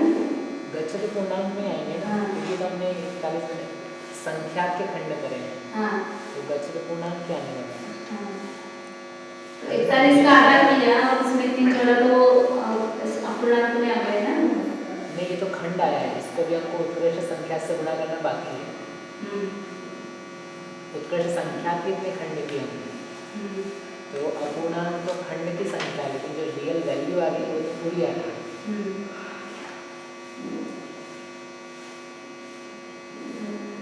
इसका क्या समझ है खंडों के प्रक्षेपों का विधान अंतर, मतलब उतना उसमें उतना खंड मिला करके बराबर करना है गुणा है, ठीक है। नहीं तो आधान कम होते होते समाप्त हो जाएगा प्रश्न। लेकिन उतना उतना जोड़ना चाहिए ना आचरण को भी, आचरण को भी उतना जोड़ करके इतना भी बराबर करना चाहिए ना। वो ये सामान्य था है ना, उनसे बुद्धि में जोड़ा यहाँ से जाना जाता है। ठीक है, क्लियर। कुछ नहीं आचार्य ने कहा कि उसमें वो जो खंड प्रक्षेप जोड़ते हैं ना, उससे वो गुणान्वयन की सदृशता बन जाती है। तो कुछ कम है वो नहीं लेना, जो गुणान्वयन है वो हर गुणान्वयन में थोड़ा थोड़ा कम होता है, ऐसा नहीं लेना, बराबर ही है गुणान्वयन।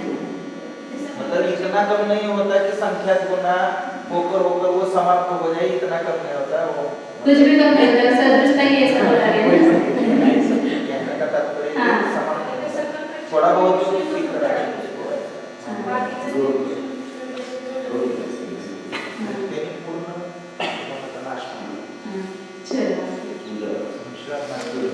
वो अभी तो ठीक नहीं होता है। वो अंदर के उसका अवस्थान विनाशिक टाइम क्या बोले, परंतु ऐसा है नहीं, क्योंकि वैसा होने पर विवक्षित गुणवृद्धि की अपेक्षा इतर गुणवृद्धि के एक प्रक्षेप की अधिक, दुगुने से एक प्रक्षेप अधिक, ऐसा मात्र से दूने होने का प्रसंग आता है। वह भी ठीक नहीं होता है, क्योंकि प्रमाण संहिता का उल्लंघन करके उसका अवस्थान है। इस कारण सगुण हानियों का अध्वान सदृश है, ऐसा समझना चाहिए। जगन स्थान के दुगुने दुगुने वृद्धि होती गई, वो आध्वान समान है। इस प्रकार संख्या गुणवृत्ति ही होकर तब तक जाती है जब तक कि जगन्य परिका संख्या के एक अंक से ही अर्ध छेदों के बराबर गुण हानियां समाप्त नहीं होती है। जगन स्थान का अपन दुगुना दुगुना करते गए, कब तक संख्या गुण वृद्धि रहेंगे उसको, कितनी गुण हानियां जाएगी, जगन परिका संख्या में से के अर्धच्छेद में से एक कम करो, क्योंकि अपन जगन स्थान को दुगुने चौगुना ऐसा करते करते उत्कृष्ट संख्या प्रमाण पर दुगुना दुगुना किया नहीं, जगन परिका संख्या के एक अंक से ही जगन परिका संख्या के अर्धच्छेद प्रमाण जो है, अर्धच्छेद वो बीच में संख्या का है, मध्यम संख्या का है संख्या। जगन परिका संख्या के अर्धच्छेद कितने होंगे, संख्या के होंगे, वो कौन सा संख्या का है, मध्यम संख्या का है, क्योंकि जगन परिका संख्या सबसे जगन्य संख्या संख्या और उसके अर्धच्छेद करेंगे तो कितने अर्धच्छेद होंगे, संख्या प्रमाण। हाँ, तो उतनी बार अपन दुगुना दुगुना करेंगे, जगन परिका संख्या के जितने अर्धच्छेद है उतनी बार दुगुना दुगुना करते जाएंगे, जगन परिका स्थान दुगुना चौगुना 8 गुना 16 गुना ऐसा करते करते जितने जगन परिका संख्या के अर्धच्छेद है उतनी बार दुगुना दुगुना करते जाएंगे, तो वहां पर क्या आ जाएगा, जगन परिका संख्या प्रमाण जगन बंधस्थान, जगन बंधस्थान गुना जगन परिका संख्या संख्या होगी, तो असंख्यात गुना हो गया ना, जगन बंधस्थान असंख्यात गुना हो गया, इसलिए एक कम करो, अर्धच्छेद में एक कम करके वहां तक जगन बंधस्थान दुगुना दुगुना होता जाएगा, तब तक संख्या गुणवृद्धि होगी, और जगन परिका संख्या के अर्धच्छेद प्रमाण पर दुगुना करेंगे तो असंख्यात गुना प्रारंभ होगा। असंख्यात मतलब जगन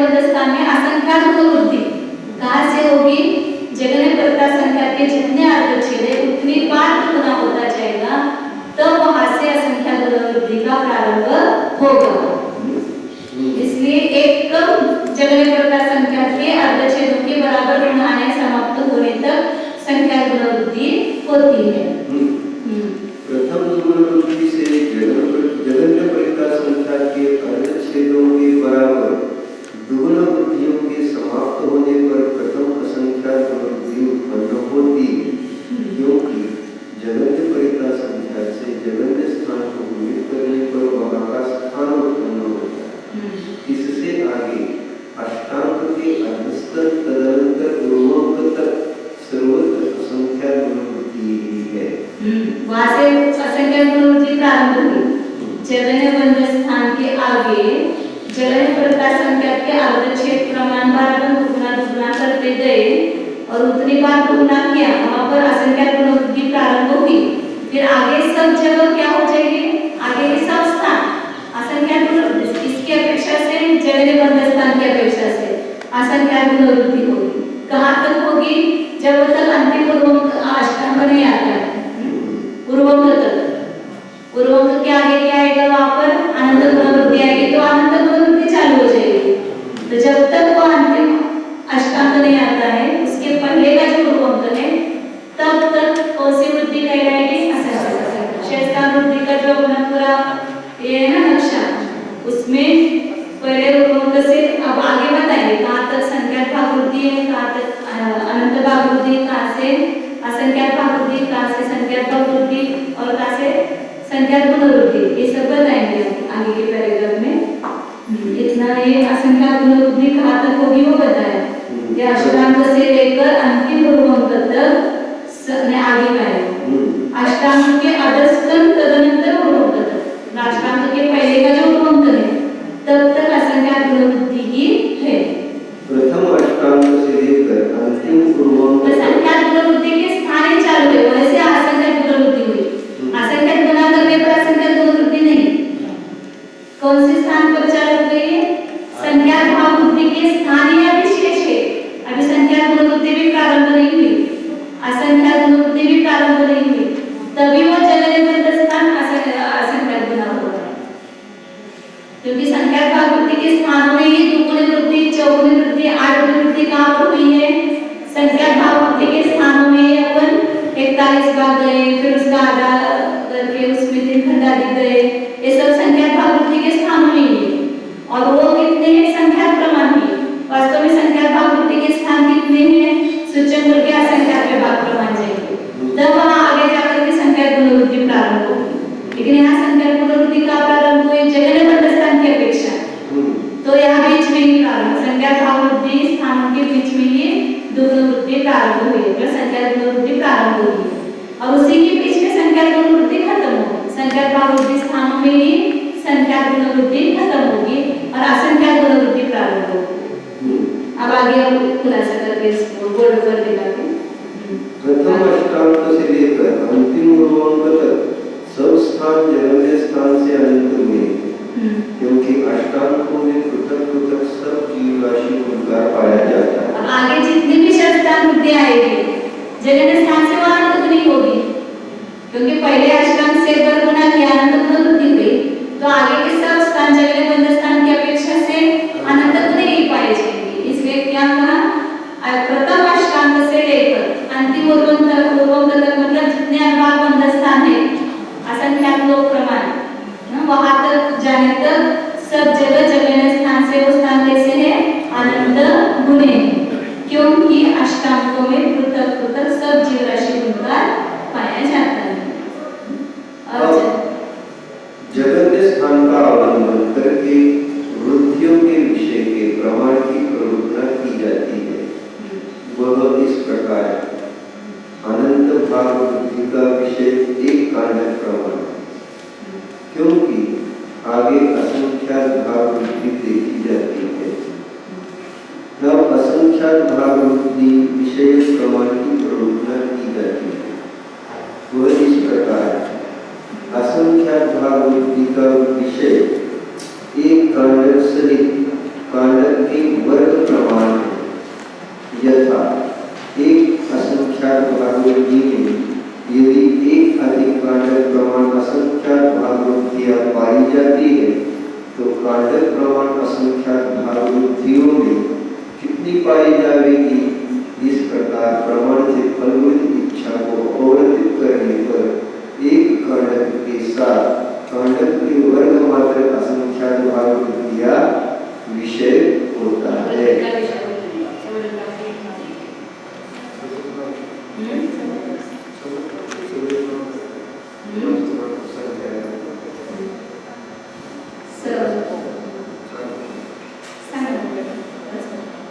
और दो पैराग्राफ पढ़ दे फिर एक साथ अब संख्यात भाववृत्ति के विषय प्रमाण की कल्पना करते हैं। वह इस प्रकार है। एक अधिक कांडक से एक कांडक को गुणित करने पर दोनों संख्यात भाववृत्तियों का अंतर होता है। फिर उसमें प्रथम संख्यात भाववृत्ति के स्थान को मिलाने पर एक अंक से अधिक अंतर होता है। अब एक संख्यात भाववृत्ति में यदि एक संख्यात भाववृत्ति विषय इतना अंतर पाया जाता है तो उत्कृष्ट संख्या के 56 खंड के उनमें से 41 खंडों में जितने अंक है उतनी मात्र संख्यात भाववृत्तियों में वह कितना पाया जाएगा। इस प्रकार प्रमाण से फलभूत इच्छा को अववर्तित करने पर संख्यात भाववृत्ति का विषय होता है। अब संख्यात गुणवृत्ति के विषय प्रमाण की कल्पना करते वह इस प्रकार है।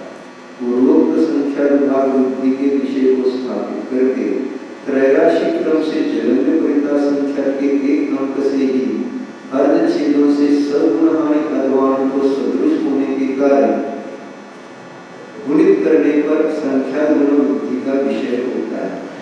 अब असंख्यात गुणवृत्ति के विषय प्रमाण की कल्पना करते वह इस प्रकार है। संख्यात गुणवृत्ति का विषय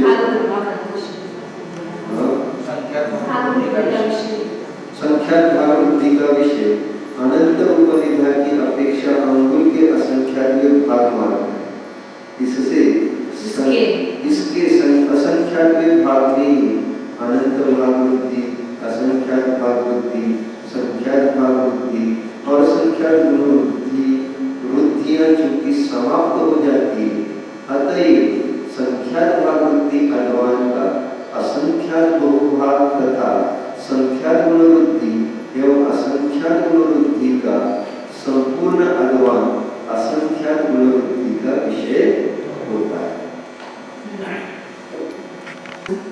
एक षट्स्थान बुद्धि के जो ये है स्थान है उसको अपन देखते तो पहले क्या है अनंत, ये जगन्य बंध स्थान, उसमें पहले क्या होता है अनंत भाग होती है मूल, फिर दूसरे बार अनंत भाग होती है, तीसरी बार अनंत भाग होती है। ऐसे अनंत भाग होती है कितनी होती है एक कांडक प्रमाण में सूचक बोल के असंख्यात भाग प्रमाण होती है। तो जगन्य बंध स्थान से ये सब स्थान कितने अधिक हैं अनंत में भाग होगी, अनंत भाग होती है। तो यहाँ तक अनंत भाग होती होगी जगन्य बंध स्थान में। कहाँ तक होगी जब तक ये पहला असंख्यात भाग होती का स्थान नहीं आता है तब तक उसके पहले मतलब एक कांडक प्रमाण तक क्या होगी जगन्य बंध स्थान की अनंत भाग होती होगी। जगन्य बंध स्थान की अपेक्षा से देखेंगे। फिर ये असंख्यात भाग होती के बाद वापस कांडक प्रमाण क्या होती है अनंत भाग होती है, फिर दूसरे असंख्यात भाग होती है। तो यहाँ पर एक असंख्यात भाग होती से लेकर दूसरे असंख्यात भाग होती तक कितने स्थान हो गए एक अधिक कांडक प्रमाण। असंख्यात भाग होती का स्थान और ये अनंत भाग होती के एक कांडक प्रमाण स्थान। तो इन दो असंख्यात भाग होती में कितने स्थान हो गए एक अधिक कांडक प्रमाण स्थान। तो एक असंख्यात भाग होती के बीच में एक अधिक कांडक प्रमाण क्या होती है असंख्यात भाग वृत्तियां होती है। उसका त्रैराशिक किया है यहाँ पर प्रमाण राशि एक असंख्यात भाग वृत्ति जब तक होती है तब तक कितनी असंख्यात भाग वृत्ति यहाँ पर ये आगे ये असंख्यात भाग वृत्ति हुई तो जगन्य स्थान में कितनी वृत्ति हुई असंख्यात भाग वृत्ति। अब उसमें वापस अनंत भाग वृत्ति होगी तो यहाँ पर जगन्य बंध स्थान की अपेक्षा से देखना है। इस बंध स्थान की अपेक्षा इसको नाम क्या दिया अनंत भाग वृत्ति। इसके पास तक स्थान है उसमें अनंत का भाग देकर उसी में जोड़ो तो ये अनंत भाग वृत्ति है। लेकिन इस जगन्य बंध स्थान की अपेक्षा देखेंगे तो यहाँ असंख्यात भाग उसके जितना भी अधिक होगा वह असंख्यात अभागी अधिक कहलाएगा। मतलब ये जो स्थान है इसकी अपेक्षा से असंख्यात अभाग अधिक है, इसलिए ये जगह स्थान की अपेक्षा ये सब असंख्यात भाग होते हैं। इसमें सब जगह जगह बंद स्थान से असंख्यात अभाग ही अधिक होगा। इसलिए यहाँ पर कहा कि एक असंख्यात भाग बुद्धि तब कितनी असंख्यात भाग बुद्धि होती है? एक अधिक कांडक प्रमाण असंख्यात भाग बुद्धियां होती है। तो यहाँ पर असंख्यात भाग बुद्धियां कितनी होगी? संख्यात भाग बुद्धि की पहले कांडक प्रमाण भाग होगी। तो कांडक प्रमाण असंख्यात भाग बुद्धियों में कितनी असंख्यात भाग बुद्धियां होगी? या कैसे अपन असंख्यात भाग बुद्धियां चार बार करेंगे ना, पूर्वोक्त 4, फिर पूर्वोक्त 4, फिर 4 और फिर यहाँ पूर्वोक्त, फिर यहाँ संख्यात भाग बुद्धि।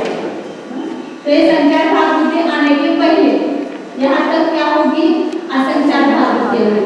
तो असंख्यात भाग बुद्धियां जगह बंद स्थान की कितनी हो गई? तो उसका वो त्रैराशिक करके निकालते हैं। तो एक असंख्यात भाग बुद्धि में एक अधिक कांडक प्रमाण असंख्यात भाग बुद्धियां हैं। तो एक कांडक प्रमाण असंख्यात भाग बुद्धि में कितनी असंख्यात भाग बुद्धियां होगी? असंख्यात भाग बुद्धियां कितनी होगी? एक कांडक। तो यहाँ एक अधिक कांडक मतलब कितना हुआ? 5। और यहाँ एक कांडक मतलब कितना हुआ? 4। 5 गुना 4 और यहाँ पर एक ही है असंख्यात भाग बुद्धि। तो कितने हुए? 20 असंख्यात भाग बुद्धि स्थान हो गए। ओके ना? यहाँ पर देखो यहाँ से लेकर के वहां तक 1 और ये 5 5 10 15 और ये 4 20। तो 20 स्थान में क्या हुए? यहाँ पर 20 स्थान तो वहाँ वास्तविक भाषा में क्या कहना?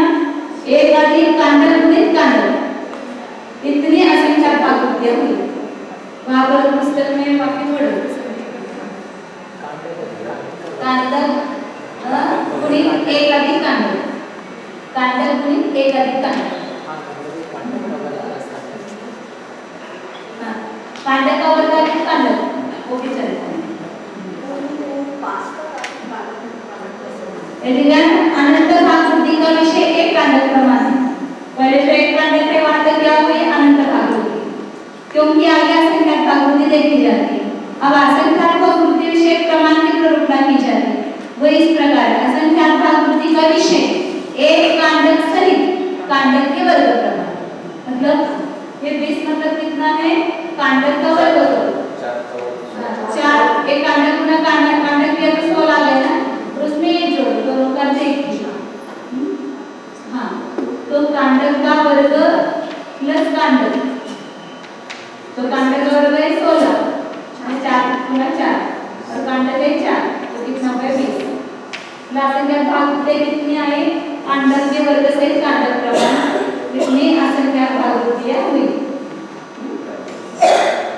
अब संख्यात भाग बुद्धि कितनी होगी वो निकालना है। तो यहाँ से संख्यात भाग बुद्धि प्रारंभ हुई। अब दूसरी संख्यात भाग बुद्धि आने तक बीच में कितने विकल्प हो जाते हैं? वो ऐसा प्रकाशित करके निकालेंगे। तो सब अब संख्यात भाग बुद्धि के आगे जितनी भी अनंत भाग बुद्धियां असंख्यात भाग बुद्धियां है सभी में संख्यात भाग बुद्धि कहेंगे, क्योंकि संख्यात भाग बड़ा है उसमें अनंत भाग बड़ा तो भी वो संख्यात भाग अधिक जगह निबंध स्थान की अपेक्षा वहाँ के स्थान की अपेक्षा से तो उसको अनंत भाग कहते हैं। उसके पूर्व स्थान की अपेक्षा, उसके पूर्व स्थान की अपेक्षा से उसको असंख्यात भाग बुद्धि कहेंगे। लेकिन जगह निबंध स्थान की अपेक्षा से उसको क्या कहेंगे? अब ये दूसरा संख्यात भाग बुद्धि का स्थान आने तक कितने स्थान चाहिए ना? यहाँ से लेकर के यहाँ तो एक संख्यात भाग बुद्धि से लेकर दूसरी संख्यात भाग बुद्धि तक बीच में कितनी बुद्धियां पाई जाती हैं? एक कांडक अधिक कांडक का वर्ग। नहीं ज्यादा 25 हो गए ना?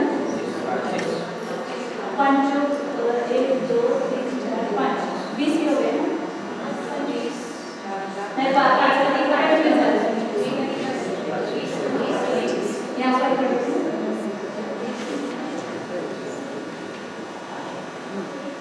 संख्या भाग विषय के प्रमाण की परंपरा करते इस प्रकार है। एक अधिक कांड के से एक कांड को गुणित करने पर एक अधिक कांड से एक कांड को गुणित करने पर दोनों संख्या भाग का अंतर होता है। 20 दो संख्या भाग के बीच में 20 क्या है? एक अधिक कांड का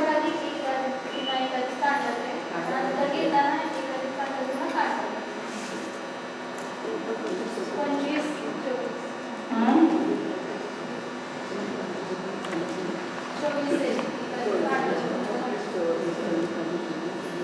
एक अंक से अधिक फिर उसमें प्रथम संख्या भाग के स्थान को मिलाने पर एक अंक से अधिक अंतर होता है। यहाँ पर एक संख्या भाग से दूसरी संख्या भाग के बीच में जितना अंतर है वो बताए। तो 5, 5, 4, 10, 15, 20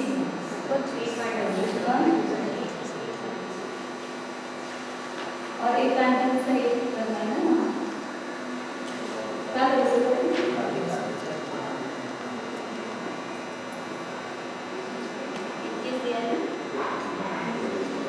एक संख्या भागवृद्धि में एक गणक अधिक एक गणक अधिक एक संख्या भागवृद्धि उत्कृष्ट संख्या के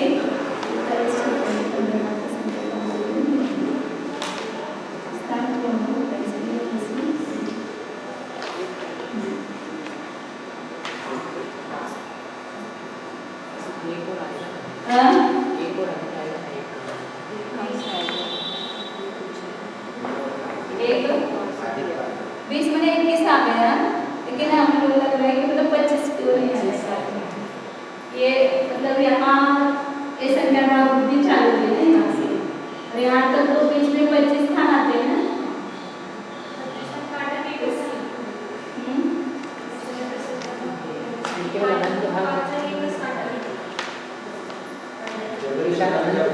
वाली पाँच स्थान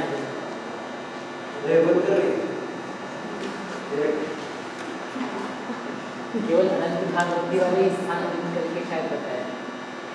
मतलब इसमें जो संख्या भागवती वाला स्थान आ रहा है उसको हटा करके बोले तो मतलब इसके बीच में कितने स्थान चलते हैं?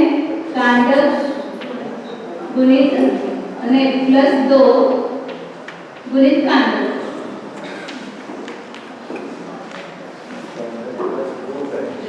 कांड प्लस 2 भाई तो 2 अधिक कांड।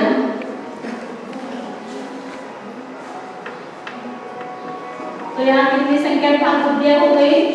2 अधिक कांड गुणित कांड मतलब 6 गुना 4 प्लस 24 और उसमें एक अधिक करेंगे इसको। एक अधिक करना है बाद में करेंगे। तो यहाँ पर इच्छा राशि कहाँ तक संख्या भागवृद्धि है कि जब तक दुगुनी वृद्धि नहीं होती, जैव स्थान की दुगुनी वृद्धि नहीं होती है। तो दुगुनी वृद्धि कहाँ पर होती है? 41/56 56 के 41 खंड जाने पर 56 खंड में से 41 खंड जाने पर उत्कृष्ट संख्या की वो 1 के 41/56 नहीं है, इसलिए थोड़ा सा अपने को गड़बड़ लगता है। वो अपूर्णांक में संख्या नहीं है, उत्कृष्ट संख्या के 56 खंड किया उसके 41 खंड गए तब तक वहाँ पर क्या होती है? संख्या भागवृद्धि होती है। इसलिए उतने में उत्कृष्ट संख्या के 41/56 खंड जाने तक कितनी संख्या भागवृद्धि होगी? ऐसा प्रमाणित संख्या भागवृद्धि 1 बार 2 बार 3 बार 4 बार से कितनी बार हुई?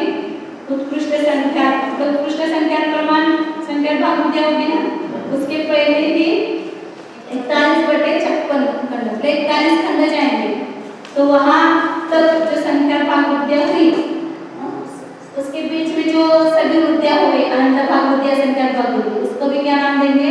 संख्या भागवृद्धि नाम देंगे। तो यहाँ जो उत्कृष्ट संख्या का 41/56 खंड किए इसमें कितनी संख्या भागवृद्धियां होगी? तो यहाँ पर 24 अधिक 1 क्लियर करना चाहिए 25 इसमें एक अधिक कर देना। कितने हो गए 25। तो 25 गुना ये उत्कृष्ट संख्या का 41/56 इतनी उत्कृष्ट संख्या उत्कृष्ट संख्या का 41/56 इतनी संख्या भागों आती है।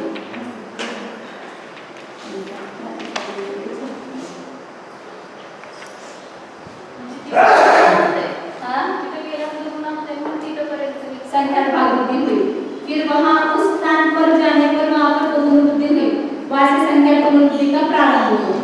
फिर अभी चल क्या रही है संख्या भागवती, ये जो अपन स्थान जाएंगे ना, ये संख्या भागवती का तीसरा, चौथा, पांचवा, और यहाँ पर समझो कि 41 ही अपन मान करके चलते हैं, 41 का कर रहा है लेकिन यहाँ पर 41 ही मान करके चलो, तो यहाँ पर आए वहां तक संख्या भागवती, ये 5 कितनी बार में 41।